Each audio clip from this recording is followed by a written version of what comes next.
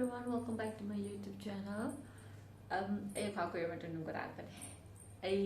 channel se kino aina online to 1 month 10 kaya YouTube kido aina si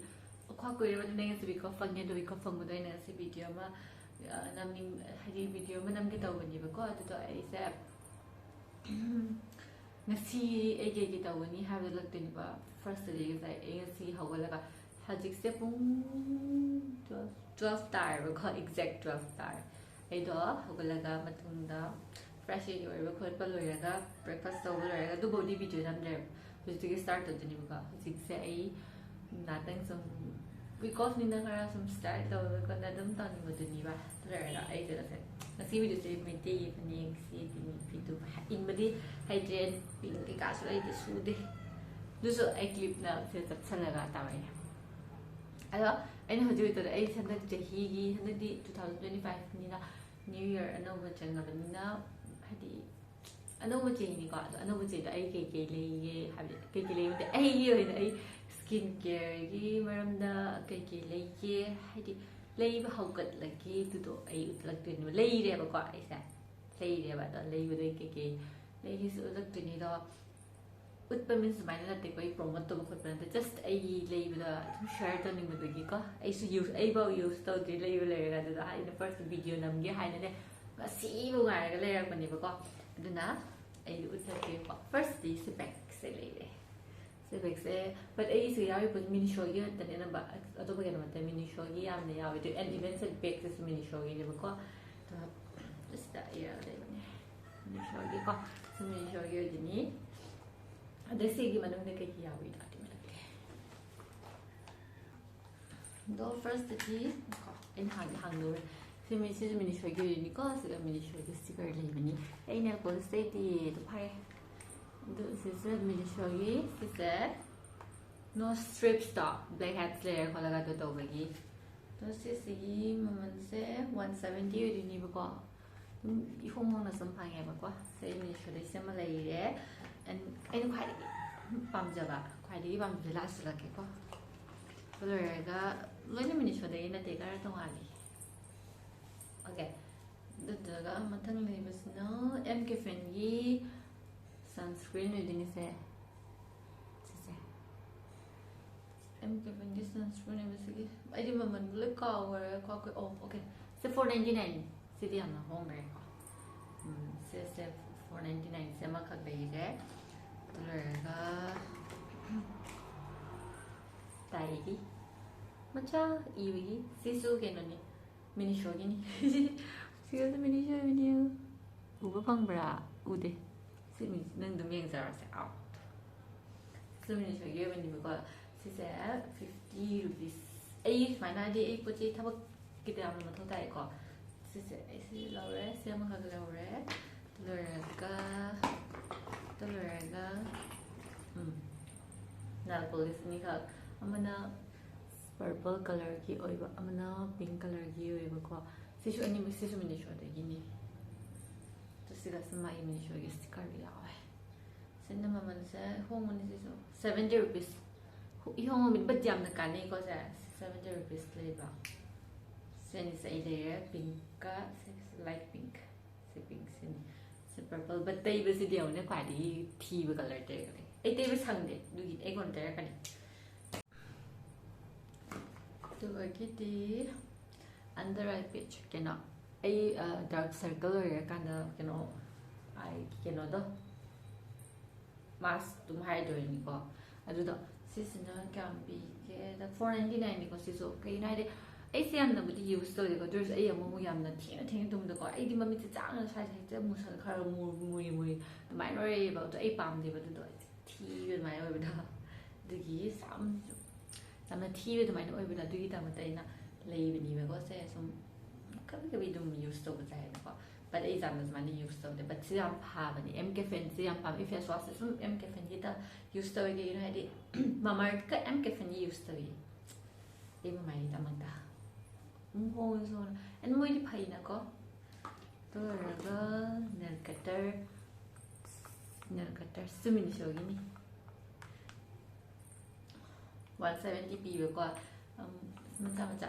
Ani ka kya pa ai is my macam macam putih ai bag dia ang lebih yang pa kan ai jasa wadam jala so ai jasa putih tau bada kan di hadi kan dia semua putih lu ni bag dia lebih nu si dra hoi di kan dia dia bada ai dia na pa me ko tu ki silo ya ba tu ya na hai thale tu hai ba empty friendly fresh wash say used to do his kito lo ide ba ko tu doi na sum lisa laga thamani ba ke na ma fresh wash se dum currently level layer su lu ba tu ngai te na du ina sum available na thamagi thamata amal lo ya ma direct fresh wash masana ka pi ni ba da 349 ni hongi se di hongi aduga face mask sisu mini show yue de ni dum pomegranate kyo even ni ba ko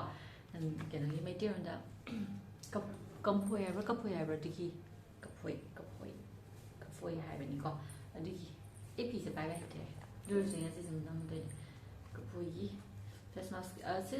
one week thì ông tiêu số đầu với ai nào cái nó hai thì ấy rồi ấy sẽ là một mai sẽ một số dry rồi đi có summer này nó rất oily rồi winter rồi đi pura cái nó em đó dry rồi nên là grown hoàn mấy nó mũi là cái gì vậy anh ấy nó xong hạt ta là ông không có kiểu sôi one time one week đấy and okay season nào polish remover so nào polish stage thì không train lên any video này nó hàng được chưa vậy sẽ mình show cái nhiều có xin strawberry nhờ pen remover xin cảm ơn CDU con gì nữa ok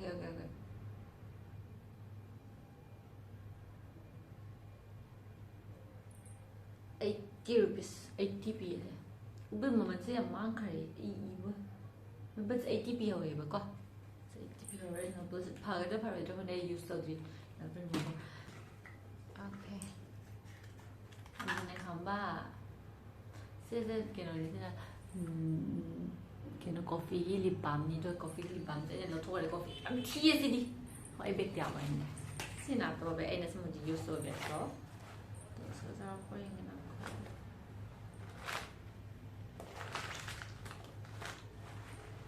ấy biết điều nó đều có chân tôi coffee lip balm sẽ đi tìm con này có phi gì này ấy biết điều tập về ăn ra vậy chẳng ra tiếp tục lên xe cool nên chụp hàng anh uống đi chai không thì nó cái jelly ni gọi jelly itu ni phát triển milk powder tu là cái này giờ milk powder tu là cảm hào ấy but ama dulu pani pita ni đang mình là đó phải cái để farm mình nó for 20 là 20 là ấy vậy sẽ ra sẽ đi thăm được ra vậy ấy tập bên trong này mình đã cái sẽ aduga khwaidagi na pamsaba oir this is my current kino lipstick ni ba ink velvet sisi yam phase inevitable lips color sa se ni dai na sai ni me makeup to with dai cd siso ano wani ko I say but say dinte khad ke na ben lipstick ti without no lipstick ai kamai dai to no to ni and si last I say back utchaba first ko si yam pa me do ai video sẽ làm là regular rồi nó xung thằng các bạn đi ngầm để mà có cái nữa hay thì ấy cho sang để hả bạn nó phí ra sai cho sang để mà có nó sẽ sang mà đó ấy là ông tí sang mà tôi ông sang mà đó ấy đó ấy năng biến cái làm gì vậy rồi ta đông bây giờ chúng ta spend tao vào video nó mau để nó chỉ sẽ mang cái mà cái rồi đó xong sẽ đi ra cái làm cái video nào vậy ada nama dia. Ini video saya week dah amam thangat bangam bagi di try tahu ni bapa. Atau content later so kan dia buat mà thân tôi thì rất nervous cái đi nó mình khăn dia bapa tu ni kan eida ni siapa mile di support tum tu berau and kermai video kami tu sedum high robo ko. Atau ni ada Horen sandada kada dam set bazaar lo set pamatan dai video na market khali atau na mga sampun na actors la ai video upload tor kani to ai kha se anda kena ka halai sikli man cha se nu shin sikli man cha se ko ai man mi na pi bani to ai na phabi pha da na bek ta hapsla ka thamani ko nu shi man bagi se yang kpi o se so yang kpi ko sa ma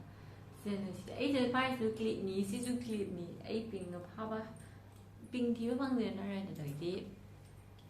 ꯁꯤ ꯀ꯭ꯂꯤꯞꯁꯤꯁꯨ ꯐꯖꯕꯅꯤ clip ꯅꯨꯡꯁꯤꯕ ꯁꯤꯁꯨ ꯑꯅꯧꯕ ꯀꯩꯅꯣ ꯂꯩꯕꯅꯤ ꯐꯥꯗꯦ ꯑꯩ ꯌꯨꯝ ꯆꯠꯂꯒ ꯄꯔꯞ ꯀꯩꯀꯩ ꯊꯣꯛꯄꯗ ꯐꯥꯒꯦꯅ ꯇꯧꯕꯅꯦꯕꯀꯣ ꯑꯗꯣ ꯄꯔꯞꯁꯨ ꯂꯩꯇꯦ ꯌꯨꯝꯁꯨ ꯆꯠꯄ ꯐꯪꯗꯦ ꯀ꯭ꯂꯤꯞꯁꯦ ꯑꯃꯨꯛꯈꯛꯇꯪ ꯅꯝꯃꯨꯗꯣꯏꯔꯥ ꯑꯍꯟꯕꯅꯤꯕꯁꯦ ꯁꯣꯝꯗ ꯑꯗꯨꯝ ꯀꯩꯅꯣ ꯇꯧꯈ꯭ꯔꯦ ꯗ꯭ꯔꯦꯁ ꯑꯩꯅ ꯑꯗꯨꯝ ꯑꯇꯩ ꯅꯨꯡꯁꯤꯕꯒꯤ ꯁꯤꯁꯤꯁꯨ ꯐꯥꯕꯗꯤ ꯌꯥꯝꯅ ꯐꯥꯅꯤꯡꯉꯦꯕꯀꯣ ꯑꯗꯣ ꯑꯩꯉꯣꯟꯗ ꯃꯇꯝ ꯂꯩꯇꯦꯕ ꯐꯥꯕꯒꯤ ꯀꯩꯅꯣ ꯍꯥꯏꯕꯗꯤ ꯑꯩꯗꯣ ꯀꯗꯥꯏꯗ ꯆꯠꯄꯁꯨ ꯐꯪꯗꯦ ꯑꯩꯅ ꯊꯕꯛꯇꯗꯤ ꯑꯩ ꯁꯨꯝ ꯀꯦꯕꯤꯗꯦꯀꯣ ꯑꯩꯗꯤ ꯊꯕꯛ ꯆꯠꯄꯗ ꯑꯩꯗꯤ ꯀꯩꯝ ꯂꯩꯖꯗꯕ ꯃꯤ ꯑꯗꯨꯃꯥꯏꯅ ꯆꯠꯄꯗꯣ ꯑꯁ ꯐꯗꯤ ꯐꯖꯕꯅꯤ ꯀꯩꯁꯨ ꯑꯗꯨꯅꯤ ꯀꯂꯔ ꯑꯩꯒꯤ ꯚꯤꯗꯤꯑꯣꯁꯦ ꯁꯨꯝ ꯁꯤꯒꯤ ꯑꯣꯏꯅꯗꯤ ꯃꯦꯀꯞꯀꯤ ꯑꯣꯏꯅꯗꯤ ꯁ꯭ꯋꯥꯏꯗ ꯑꯗꯨꯝ ꯂꯣꯏꯁꯤꯜꯂꯒꯦ ꯑꯩ ꯄꯥꯝ ꯊꯤꯕ ꯐꯪꯗꯦ ꯑꯗꯣ ꯑꯩꯅ ꯊꯕꯛꯇꯣ ꯑꯗꯨꯝ ꯁꯤꯖꯤꯟꯅꯅ ꯂꯩꯕꯗꯤ ꯍꯥꯏꯐꯦꯟꯒꯤꯁꯦ ꯍꯥꯏꯐꯦꯟꯒꯤ ꯑꯗꯨꯝ ꯊꯣꯛꯄꯗꯣ ꯑꯩꯈꯣꯏ ꯏꯟꯁꯇꯥꯗ ꯅꯨꯄꯤꯁꯤꯡꯗꯤ ꯈꯪꯉꯝꯃꯅꯤ ꯅꯨꯄꯥꯁꯤꯡꯗꯤ ꯈꯪꯉꯝꯃꯔꯣꯏ ꯑꯩꯅ ꯑꯗꯨꯝ ꯂꯤꯞ ꯕꯥꯝ ꯑꯣꯏꯅ ꯑꯗꯨꯝ ꯇꯩꯔ ꯌꯥꯎꯔꯛꯇ꯭ꯔꯁꯤꯗꯤ ꯑꯃꯅꯃꯨꯛꯇꯩ ꯁꯨꯝ ꯇꯧ ꯂꯩꯕꯗꯣ ꯊꯕꯛ ꯆꯠꯄꯗ ꯑꯩꯅꯗꯤ ꯅꯨꯄꯥꯕꯨꯗꯤ ꯍꯥꯏꯅꯦꯕ ꯑꯩ ꯀꯕꯤꯇꯥ ꯊꯣꯔꯛꯇꯦꯅ ꯃꯦꯝꯕꯤ ꯂꯒꯥꯎꯅꯤ ꯍꯥꯏ ꯑꯗꯨꯃꯥꯏꯅ ꯇꯧꯕꯗꯣ ꯑꯗꯨꯗꯤ ꯑꯗꯩ ꯑꯩꯒꯤ ꯚꯤꯗꯤꯑꯣꯁꯦ ꯁꯨꯝ ꯁꯥꯡꯈ꯭ꯔꯦꯕ ꯁꯤ ꯚꯤꯗꯤꯑꯣꯁꯤꯅ ꯁꯨꯝ ꯁꯥꯡꯈ꯭ꯔꯗꯤꯀꯣ ꯑꯩꯗꯣ ꯍꯣꯔꯦꯟ ꯆꯠꯄꯒꯤꯗꯤ ꯎꯠꯂꯔꯣꯏꯒꯦꯕ ꯀꯩꯅꯣ ꯚꯤꯗꯤꯑꯣ ꯌꯥꯝ ꯁꯥꯡꯉꯗꯤ ꯌꯦꯡꯁꯨ ꯌꯦꯡꯅꯤꯡꯗꯕꯅꯦꯕꯀꯣ ꯑꯦꯟ ꯑꯗꯨꯅꯤ ꯑꯩꯅ ꯍꯥꯏꯔꯒ ꯑꯗꯨꯝ ꯂꯩꯔꯦ ꯍꯥꯏꯕꯗꯣ ꯍꯥꯏꯇꯥꯔꯦ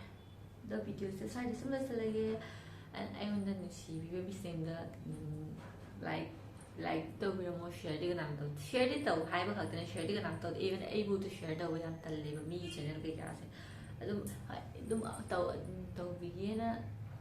ꯇꯧꯕꯤꯗ꯭ꯔꯁꯨ ꯀꯥꯏꯗꯦ ꯅꯣꯏꯅ ꯑꯗꯨꯝ ꯁꯞꯄꯣꯔꯠ ꯇꯧꯕꯤꯔꯝꯃꯣꯕ ꯑꯗꯨꯗꯀꯣ ꯑꯩꯅ ꯑꯄꯥꯝꯕ ꯀꯩꯅꯣ ꯂꯩꯔꯗꯤ ꯅꯨꯡꯉꯥꯏꯕ ꯑꯩꯉꯣꯟꯗꯒꯤ ꯑꯩ ꯀꯩꯅꯣꯝ ꯇꯧꯍꯟꯅꯤꯡꯕ ꯇꯥꯔꯒꯗꯤ ꯑꯗꯨꯝ ꯀꯣꯃꯦꯟꯇ ꯍꯥꯏꯔꯛꯑꯣꯀꯣ ꯑꯗꯨ ꯚꯤꯗꯤꯑꯣꯗꯨ ꯅꯝꯃꯣ ꯍꯥꯏꯅꯀꯣꯅ ꯀꯩꯅꯣꯗꯤ ꯑꯩ ꯑꯥꯏꯗꯤꯌꯥꯁꯨ ꯑꯗꯨꯛ ꯌꯥꯝ ꯂꯩꯇꯦ ꯑꯗꯨ ꯂꯣꯏꯔꯒ ꯀꯔꯤ ꯅꯝꯒꯅꯤꯁꯨ ꯈꯪꯗꯦ ꯑꯗꯨꯅꯤ ꯑꯗꯨ ꯚꯤꯗꯤꯑꯣꯁꯦ ꯁ꯭ꯋꯥꯏꯗ ꯑꯗꯨꯝ ꯂꯣꯏꯁꯤꯜꯂꯒꯦ and thank you for watching and ꯑꯗꯨꯅꯤ ꯕꯥꯏ